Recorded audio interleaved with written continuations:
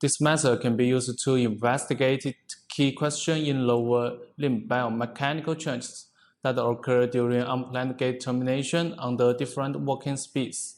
The main advantage of this technique is that it can prove some specific details for exploring potential injury risks associated with gait termination.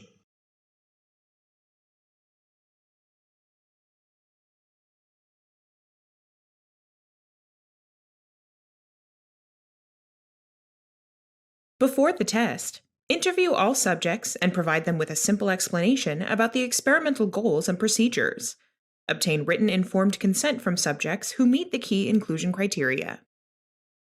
Include subjects who are physically active male adults, have the right leg as dominant, do not have any hearing disorder, do not have lower limb disorders, and have not incurred injuries in the last 6 months. Instruct all subjects to fill out a survey with questions such as, have you had a history of running or other physical activities? How often do you do physical activities in a week?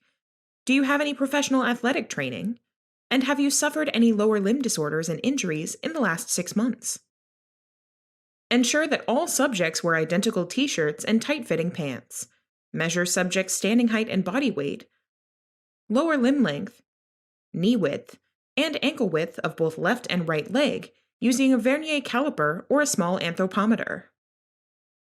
Shave off body hair where appropriate, and remove excess sweat using alcohol wipes to prepare skin areas of anatomical bony landmarks for marker placement on joints and segments.